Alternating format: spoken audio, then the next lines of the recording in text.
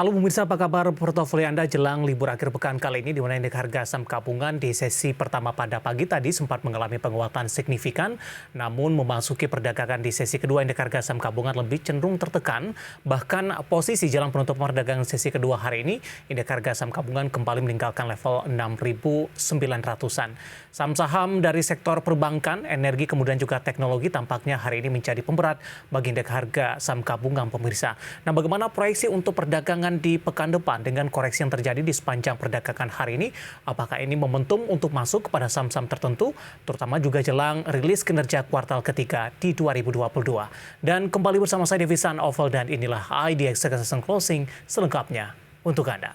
Dan berikut kami sampaikan bagaimana posisi penutupan indeks harga saham gabungan di sesi kedua hari ini jelang libur akhir pekan, di mana tekanan kembali terjadi dan indeks harga saham gabungan mengalami pelemahan yang cukup dalam di sesi kedua di perdagangan hari ini. Dibuka di sesi pertama pada pagi tadi pemirsa, indeks harga saham gabungan sempat bergerak di zona hijau di 6.880.665. Beberapa menit pasca pembukaan, indeks harga saham gabungan langsung mengalami penguatan signifikan. Bahkan di sepanjang perdagangan hari ini, IHSG sempat menyentuh ke level tertingginya di 6.900-an, tepatnya di 6.943.855. Namun sayang, posisi ini tidak mampu dipertahankan oleh indeks harga saham gabungan.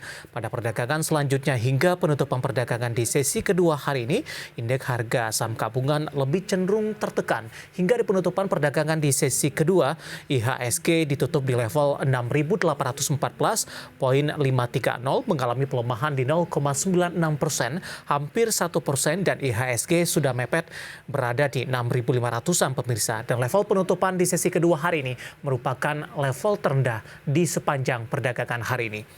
Dari update penutupan indeks harga saham gabungan berikutnya kami akan sampaikan bagaimana data perdagangan lainnya yang berhasil dihimpun oleh tim redaksi kami. Langsung saja kita ke grafis yang pertama, bagaimana posisi dari penutupan indeks lainnya di tengah tekanan terhadap indeks harga saham gabungan di sesi kedua hari ini. MNC 36 ditutup di zona merah melemah di 0,67%, Jakarta Islamic Index juga tertekan di 0,76%. Posisi serupa terjadi untuk LQ45 di penutupan sesi kedua mengalami koreksi yang cukup dalam, minus di 1,20% dan ditutup di level 966.739. Bagaimana rotasi pergerakan sektoral di penutupan sesi kedua di perdagangan hari ini pemirsa? Sektor industri menguat di 0,89%, properti juga menguat tipis di 0,05%. Sementara pemberat datang dari teknologi hari ini mengalami koreksi yang cukup dalam di 2,06% dan infrastruktur melemah di 1,21%. Posisi saham-saham yang mengalami penguatan signifikan yang masuk ke dalam deretan top gainers pemirsa tampaknya didominasi oleh saham-saham small cap. Di antaranya adalah BRMS ditutup menguat di level 155, SICO juga menguat di 256, PNLF mengalami penguatan di 635 dan PPRX juga ditutup di zona hijau di level 75. Sementara posisi saham-saham yang mengalami koreksi yang cukup dalam dan menjadi pemberat bagi indeks harga saham gabungan didominasi oleh saham-saham perbankan big cap dan juga saham-saham dari sektor energi batubara.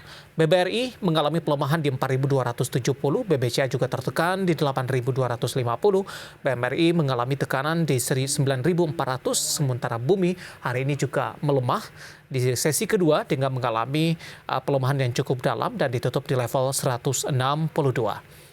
Dari update pasar domestik, kita akan coba lihat bagaimana data terakhir dari Bursa Asia yang berhasil dihimpun oleh tim redaksi kami sampai sore hari ini waktu Indonesia Barat.